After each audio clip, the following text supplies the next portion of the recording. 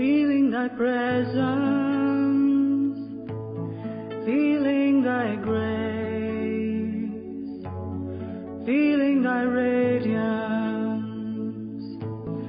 You are my source of faith and strength, you are my path and destination, and I'm always connected to you. Nothing of me and everything of you. Lead me higher, lead me deeper, lead me beyond, lead me to you.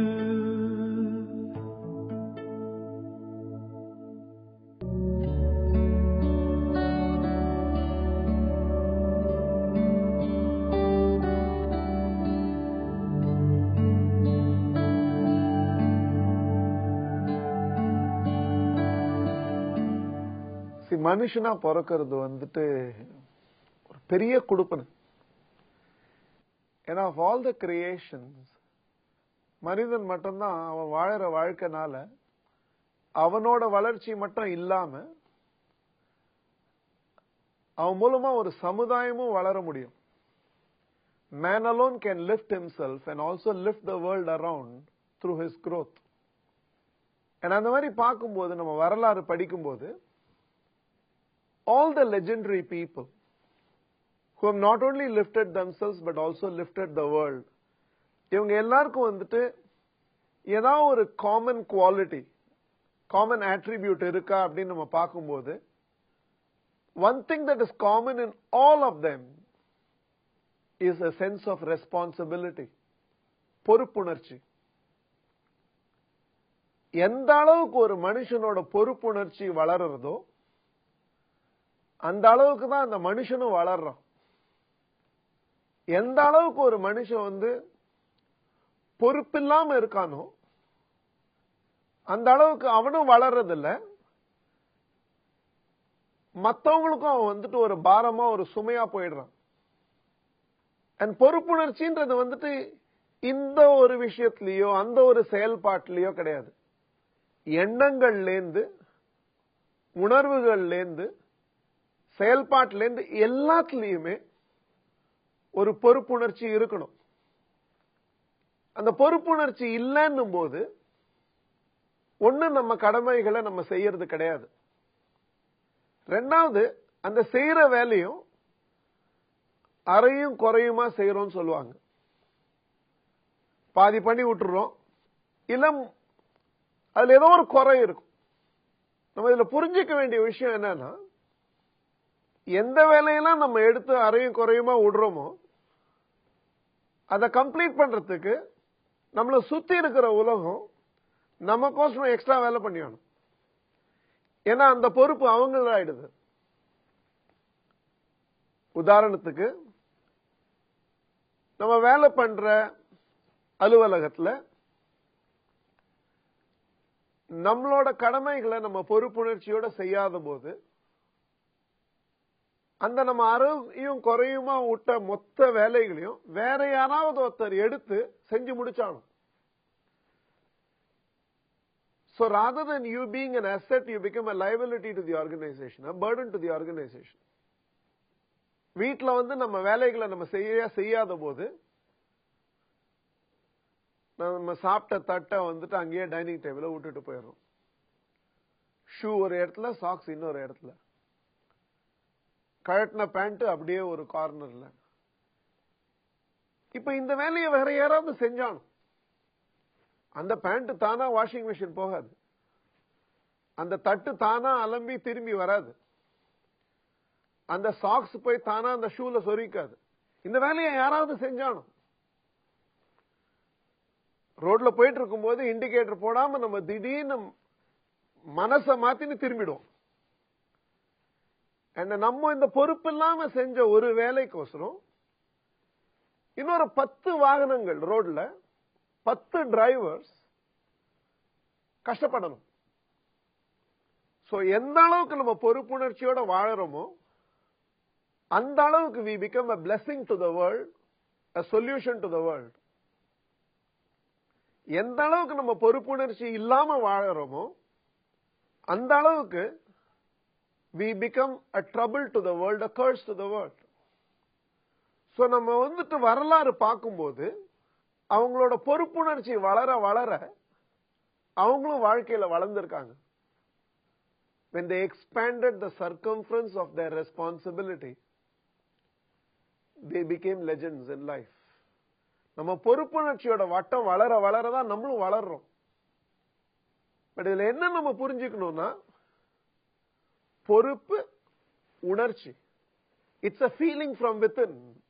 It can never be outside. மத்தவங்க சொல்லி வருது கிடையாது பொறுப்புணர்ச்சி. நம்மளா உணர்ந்து வருதுதான் பொறுப்புணர்ச்சி. ஒரு ஸ்டூடெண்டா நம்ம வந்துட்டு ஒரு மாணவனா எப்படி யோசிக்கணும்னா, எத்தனையோ மாணவர்களுக்கு கிடைக்காத ஒரு கல்வி, கிடைக்காத ஒரு பள்ளிக்கூடம் எனக்கு கிடைச்சிருக்கு. எங்க அப்பா அம்மா வந்து என்ன படிக்க வைக்கணும்னு, நிறைய அப்பா அம்மாக்கு நமக்கு கிடைச்ச படிப்பு அவங்களுக்கு கிடைக்கல. பட் நம்மள படிக்க வைக்கணும்னு ஸ்கூலுக்கு அனுப்புறாங்க. Teachers stretch themselves for our sake. நமக்கு சொல்லி கொடுக்கிற ஆசிரியர்களே வந்து ஸ்ட்ரெச் பண்ணிக்கும் போது முன்னுக்கு வரணும் அப்படின்ற அந்த சுயநினைவு உள்ள நம்ம we have to stretch ourselves. அப்ப அந்த பொறுப்புணர்ச்சி வரும்போது a student becomes an outstanding student. ஸ்கூல்ல நிறைய ஃபெசிலிட்டிஸ் இருக்கு, காலேஜ்ல நிறைய ஃபெசிலிட்டிஸ் இருக்கு. I can develop myself in all the extracurricular activities அப்படின்னு நான் உணரும் போது அந்த பொறுப்புணர்ச்சியில நான் வளர்றேன். Then I grow into a holistic student, an all-rounded student. படிப்புல மட்டும் இல்லாம மற்ற ஆற்றல்களையும் வளர்த்துண்டு என்னையும் நான் வளர்த்துக்கிறேன். அதே மாதிரி when I come back to the family, இது என் வீடு, என் குடும்பம். அம்மாவோ அந்த வீட்டில் இருக்கிற ஒரு லேடியோட ரெஸ்பான்சிபிலிட்டி மட்டும் கிடையாது. the family, everybody's responsibility.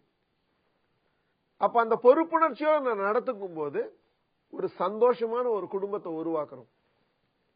வேலைக்கு போகும்போது when I realize my responsibilities, அது நிறைய பேர் பொறுப்பு இல்லாம நடந்துப்பாங்க. குட்ட சம்பளத்துக்கு நான் வேலை பண்றேன். ஒரு விஷயம் நம்ம யாரும் இதுல யோசிக்கிறது இல்லை.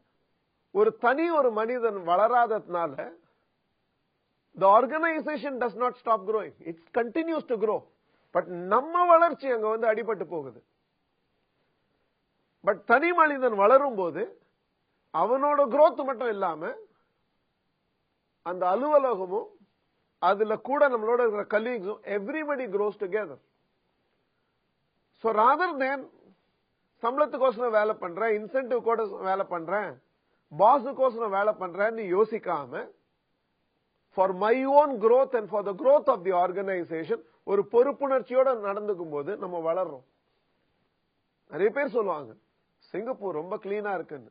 சிங்கப்பூர் கிளீனா இருக்குன்னா சிங்கப்பூர் சிட்டிசன் வந்து பொறுப்புணர்ச்சியோட நடந்துக்கிறதுனால சிங்கப்பூர் கிளீனா இருக்கு. நம்மளும் இந்த பொறுப்புணர்ச்சியோட நடந்துட்டோம்னா இந்தியா, தமிழ்நாடு, சிங்கார, சென்னை இதுவும் கிளீனா தான் இருக்கும்.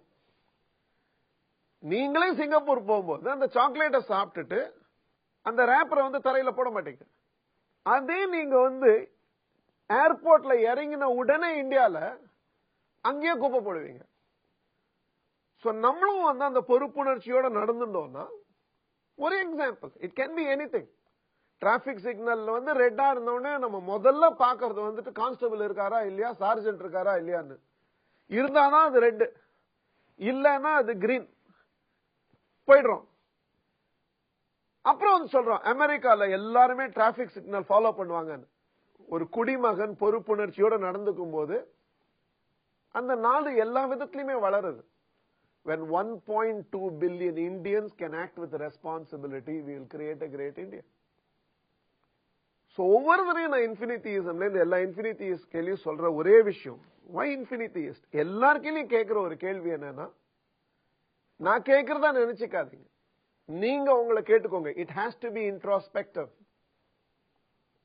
am I responsible? நான் பொறுப்புணர்ச்சியோட நடந்துக்கிறேனா? நான் பொறுப்புணர்ச்சி உள்ள ஒரு மாணவனா? எக்ஸாம் கோசரம் படிக்கிறேனா, டீச்சர் கோசரம் படிக்கிறேனா, என் வளர்ச்சி கோசரம் படிக்கிறேனா? நான் ஒரு பொறுப்புணர்ச்சி உள்ள குடும்பஸ்தனா? Am I playing my part in the family at home? நான் ஒரு பொறுப்புணர்ச்சி உள்ள ஒரு குடிமகனா? நான் ஒரு பொறுப்புணர்ச்சி உள்ள உழைப்பாளியா? In every aspect of my life, am I responsible? எண்ணங்கள்லேருந்து, உணர்ச்சியிலேருந்து, செயல்பாட்டிலேருந்து எல்லா விதத்திலையும் பொறுப்புணர்ச்சியை வளர்த்துக்கோங்க. பொறுப்புணர்ச்சின்ற ஒரு வட்டம் உங்க வாழ்க்கையில வளர்ந்துட்டே இருக்கட்டும். நீங்களும் வளருவீங்க. உங்களால உங்களை சுத்தி இருக்கிறவங்களும் வளருவாங்க. Responsibility will ensure you not only lift yourself, but you also end up lifting everybody else in the process. மகாத்ரியா வணக்கம். என்ன உறவினர் நண்பர்கள்லாம் வந்து BMW ஆடிலாம் வச்சிருக்காங்க. அதுமாரி என்னால வாங்க முடியுமா? வளர்ச்சிக்கு பொறுமை தேவை. இன்னைக்கு தூங்கி நாளைக்கு எழுந்து வாங்க முடியாது. நீங்க இன்னைக்கு BMW ஆடியும் ஓட்டுறவங்களை பார்க்கும்போது நம்ம புரிஞ்சுக்க வேண்டிய விஷயம் என்னன்னா, பஸ்லயும் ட்ரெயின்ல போயிருந்த நாராயணமூர்த்தி இன்னைக்கு வந்துட்டு ஒரு ஆபீஸ் ஆரம்பிக்கணும்னாலே 150 ஏக்கர் 300 ஏக்கர் அப்படின்ற பிரமேஸ்ல ஆரம்பிக்கிறதுக்கு நடுவில் ஒரு 30 வருஷம் ஓடி போயிருக்கு. முதல்ல பேட்டு பிடிச்சி இந்த நாடு ஃபுல்லா அவரை போற்றும் போது சச்சின் தெண்டுல்கர் நடுவில் 24 வருஷம் ஓடி போயிருக்கு. பஸ் கண்டக்டரா இருந்தவர் ஒரு சூப்பர் ஸ்டாரா பார்க்கும்போது நடுவில் வந்துட்டு ஒரு 30 வருஷம் ஓடி போயிருக்கு. யாருமே ஒரு நாள் தூங்கிட்டு மறுநாள் காத்தால BMW ஆடியோட லாட்டரி விழுந்தா கூட பண்ண முடியாது. அந்த மாதிரி உங்க உழைப்புல நீங்க நம்பணும். அந்த உழைப்புல பொறுப்புணர்ச்சி இருக்கணும், பொறுமை இருக்கணும். அதாவது எங்களை இந்த கேள்வி கேட்கறீங்களா, ஒரு நாள் என்னாலையும் BMW ஆடி ஓட்ட முடியுமா? எல்லா மனிதனுக்கும் சாத்தியமே. நாளைக்கே முடியுமா? அது நீங்க இன்னைக்கு வாழ்க்கையில எந்த நிலைமையில இருக்கீங்கன்றத பொறுத்து இருக்கு. Step by step man progresses is way forward. Brick by brick, செங்கல் செங்கலா தான் ஒரு கட்டடம் உருவாருது, துளி துளியா தான் ஒரு ஆறு உருவாருது. நாளடைவுல ஒவ்வொரு நாளா வளரும் போது ஒரு மனுஷன் also reaches those legendary status. பொறுப்புணர்ச்சியோட நடந்துக்கோங்க, பொறுமையோட நடந்துக்கோங்க. நான் உங்களோட பாதையில கொஞ்சம் வருஷமா இருக்கேன். கேட்டு கேட்டு பழகி பழகி நம்ம என்ன பண்ணினாலும் அதை பெஸ்டா பண்ணணும் அப்படின்னு நீங்க சொல்லி கொடுத்துருக்கீங்க. அதை நான் ட்ரை பண்ணிட்டே இருக்கேன், என்னால முடிஞ்ச அளவுக்கு பெஸ்டா பண்றதுக்கு. ஆக்சுவலா நான் க்ரோ ஆயிட்டு இருக்கேனா அப்படிங்கறத நான் எப்படி புரிஞ்சுக்கிறது? நான் வளரனா இல்லையான்ற அந்த ஒரு உண்மை எனக்கு மட்டும்தான் தெரியும், வேற யாருக்குமே தெரியாது. இந்த கேள்வி வந்ததுனாலே உங்க வளர்ச்சியில உங்களுக்கு திருப்தி இல்லைன்றதுனால தான் இந்த கேள்வியே வரும். நான் வளரனா இல்லையா தெரியலையே. ஓகே, அதாவது 4 நாள் டயட் இருந்துட்டு அந்த மிஷின் மேல நிக்கிறான்ல, அவனுக்கு ஆக்சுவலா தெரியும் வெயிட் இறங்கலன்னு, அதனால தான் நின்று பாக்குறான். ஏன்னா வெயிட் இறங்கிட்டுனா அது தானா தெரிஞ்சிடும், மிஷின்ல நின்று பார்க்க வேண்டிய அவசியமே கிடையாது. ஓகே, அதாவது 100 மார்க் வரும்ன்ற ஒரு குழந்தை இல்ல, அந்த அவனுக்கு தெரியும் அவனோட உழைப்பு எப்படி, அவனோட எஃபர்ட் எப்படின்றது தெரியும். am I growing enough அப்படின்ற ஒரு கேள்வி வந்தாலே என்னோட திருப்திக்கு நான் இன்னும் வளரல அப்படின்றதுதான் உண்மை. Even if you can convince everybody else around. அந்த விதத்துல அப்ப என்ன தெரியுது, அதாவது இதை நெகட்டிவா பார்க்காம பாசிட்டிவா நீங்க எப்படி பார்க்கணும்னா, உங்களுக்கு உங்க பொட்டென்ஷியல் மேல நிறைய நம்பிக்கை இருக்கு. நீங்க எப்படி பிலீவ் பண்றீங்கன்னா, என் பொட்டென்ஷியலுக்கு நான் இதோட ஜாஸ்தி வளரணும், நான் வளர்றது பத்தல அப்படின்னு உங்களுக்கு இருக்கிறதுனால தான் அந்த ரெஸ்ட்லெஸ்னஸே வருது. அதை சேனலைஸ் பண்ணிட்டே இருந்தீங்களா யூ வில் கீப் growing. வாழ்க்கைக்கு தேவையான எல்லா முயற்சிகளும் நான் பண்றேன். நான் அடுத்த லெவலுக்கு போகணுன்ற ஆசை ரொம்ப அதிகமாகவும் இருக்கு. டெய்லி எழுந்துக்கிறேன் 5 மணிக்கு, 1 மணி நேரம் எக்ஸசைஸ் பண்றேன். அது மட்டும் இல்லாத சைலன்ஸ்லயும் உட்காடுறேன். ஆனா எல்லா முயற்சியும் பண்ணியும் என்னால அடுத்த லெவலுக்கு போகவே முடியல. அது என்ன ரீசன்ன்றது என்னால அண்டர்ஸ்டாண்ட் பண்ணலாம். அது 2 பார்ட் இருக்கு உங்க கேள்விக்கு. ஒன்னு, எல்லா முயற்சியும் எடுத்துக்கிறேன் அப்படின்னு சொல்றீங்க. அது சுயமுயற்சியா இருக்கா, பொறுப்புணர்ச்சியோட இருக்கா? இந்த ரெண்டு கேள்வி நீங்க தான் you have to keep introspecting. அதாவது last date for filing income tax, அதனால நான் அக்கௌண்ட்ஸ் வந்து க்ளோஸ் பண்றதுக்கு முயற்சி எடுத்துக்கிறேன்னு ஒரு முயற்சி எடுத்துக்கிறோம். இது சுயமுயற்சி கிடையாது, பயமுயற்சி. இல்லன்னா வந்துட்டு ஃபைன் போட்டுருவாங்களே, இல்லாட்டா நோட்டீஸ் அனுப்பிச்சிருவாங்களேன்றதுக்கோசரம் பண்றோம். இது சுயமுயற்சி கிடையாது.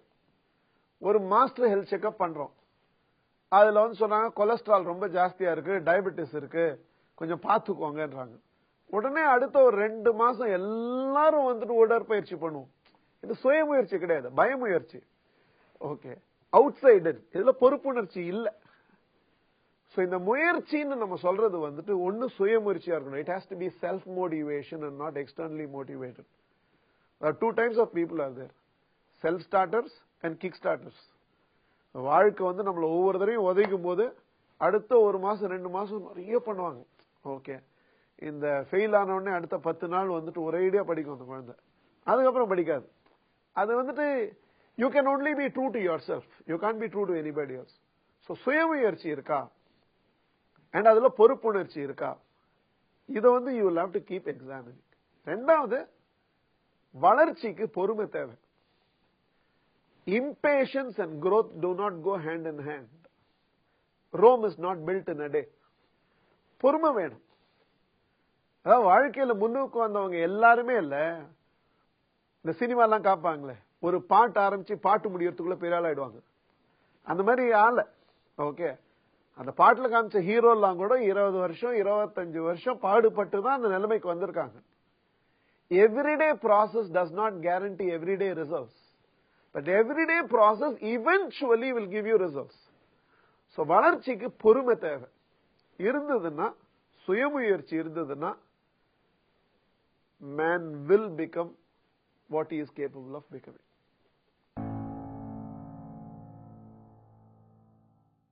நம்ம குடும்பத்துல வந்து மத்தவங்களோட முன்னேற்றத்துக்கோசரம் நல்லா நம்ம நிறைய ஹெல்ப் பண்றோம், அதுக்கு திருப்தியாவும் இருக்கு. ஆனா இண்டிபெண்டா பார்த்தா நம்மளோட growth வந்து எந்த லெவல்ல இருக்கு, நம்ம என்ன அச்சீவ் பண்ண முடியும் அப்படின்னு பார்க்கும்போது ஒரு வெறுமை தான் தெரியுது. அதுக்கு என்ன பண்ணலாம்? நிறைய தடவை வந்துட்டு நம்ம முயற்சி வச்சுட்டு we want to succeed to others definition. அதுலதான் நமக்கு வந்துட்டு நிறைய இந்த மன சஞ்சலப்பு வருதுக்கு காரணமே, அவங்க அச்சீவ் பண்ண அந்த சக்சஸ், இவங்க அச்சீவ் பண்ண சக்சஸ் நம்மளால அச்சீவ் பண்ண முடியுமான்னு. முடியும், எல்லாமே முடியும். மனிதனால முடியாதுன்ற ஒரு விஷயமே கிடையாது. But there has to be clarity to what you want in life. அதாவது இப்ப எப்படி இருக்கும்னா, நம்ம வந்துட்டு எனக்கு என் குடும்பத்துக்கோசரம் இருக்கணும், என் கணவனுக்கோசரம் இருக்கணும், என் பசங்களுக்கோசரம் இருக்கணும், என் மாமனார் மாமியாருக்கோசரம் இருக்கணும் அப்படின்னு இருக்கும்போது வாழ்ந்துடுறோம். அதுதான் வந்துட்டு நீங்க வந்துட்டு உங்க பொறுப்புணர்ச்சி வட்டமா வச்சிட்டு இருக்கீங்க.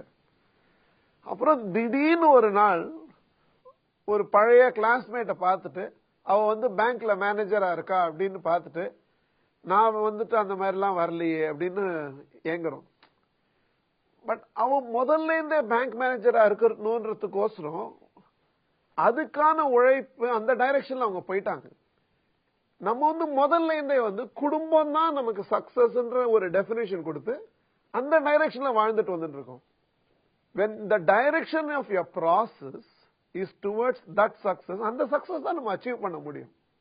சோ நமக்கு வந்துட்டு வாழ்க்கையில உங்களுக்கு சக்சஸ்ன்றது என்ன அப்படின்றத நீங்க டிஃபைன் பண்ணிட்டு, இந்த டைரக்ஷன் ஆஃப் த டெபினிஷன் வந்து நம்ம முயற்சி எடுக்கும் போது மனிதனால முடியாதுன்ற ஒரு விஷயம் எதுவுமே கிடையாது.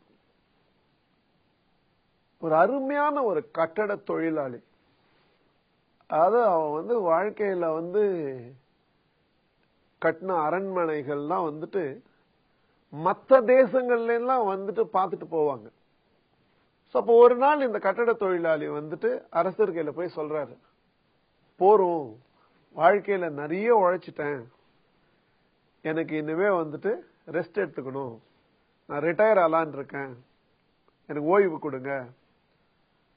அப்ப அந்த அரசன் சொல்றாரு, இவ்வளவு பண்ணிட்டல்ல, இன்னும் ஒரே ஒரு கட்டடம் கட்டிட்டு அதுக்கப்புறம் ரிட்டையர் ஆயிக்கோ, இந்த இடத்துல எனக்கு வந்துட்டு ஒரு வீடு கட்டி கொடு. அப்ப அந்த கட்டட தொழிலாளி எப்படி யோசிக்கிறாருன்னா, இவ்வளவு நாள் வேலை பண்ணிட்டு ஓய்வு கேட்கும்போது இன்னொரு பொறுப்பு கொடுக்கிறாரு எனக்கு, சரி பண்ணி முடிப்போம். ஏன்னா அரச கட்டளையை மீற முடியாது, அதுக்கோசரம் அதை எடுத்துட்டு பொறுப்பா எடுத்துட்டு பண்றாரு. பட் அந்த மன ஈடுபாடு இல்ல. நான் முதல்லயே சொன்னேன், பொறுப்பு உணர்ச்சி அது உள்ளே இருந்து வரணும், அந்த உணர்ச்சி இல்ல அவருக்கு. சோ அரசனுக்கோசரம் கட்டுறதா நினைச்சுண்டு வேலை முடிஞ்சா போறோம்னு சொல்லிட்டு கிடுகிடுன்னு கட்டி முடிச்சா நிறைய காம்ப்ரமைசஸ். எத்தனையோ விஷயத்துல வந்து அந்த அறையும் குறையுமா சொல்லுவாங்க. அந்த மாதிரி ஒரு கட்டடத்தை கட்டி முடிச்சிடுறாரு. முடிச்சுட்டு கடைசியில் அரசன் கையில போய் சொல்றாரு, கட்டி முடிச்சுட்டேன் அப்படின்னு.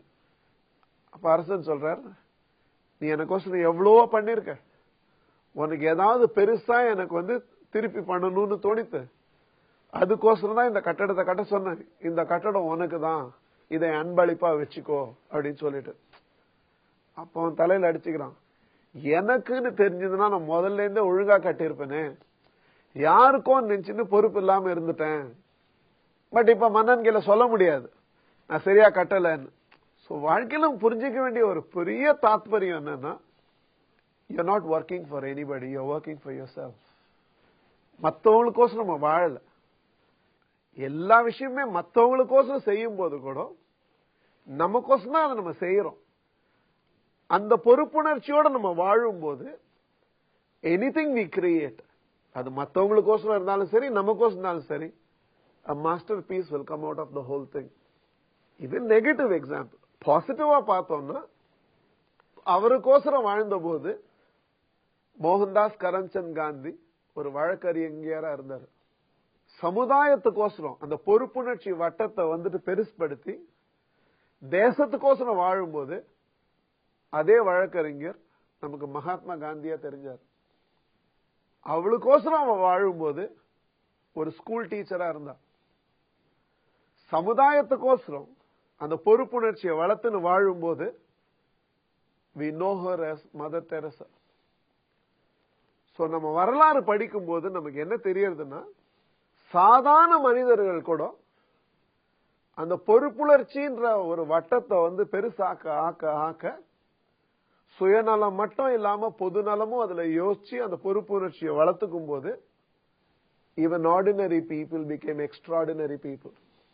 அந்த எக்ஸ்ட்ரா, ஆர்டினரி டு எக்ஸ்ட்ராடினரி, அந்த எக்ஸ்ட்ரா வந்து பொறுப்புணர்ச்சி தான். சோ எல்லா விதத்திலயுமே வாழ்க்கையில, எண்ணங்கள்ல, உணர்ச்சிகள்ல, செயல்பாடுகள்ல நான் பொறுப்புணர்ச்சியோட நடந்துக்கிறேனா அப்படின்ற ஒரு இன்ட்ராஸ்பெக்டிவ் லைஃப் வாழ ஆரம்பிச்சீங்களான்னா உங்களோட வாழ்க்கையும் பிரமாதமா அமையும். Infinite possibilities are awaiting you. நன்றி, வணக்கம்.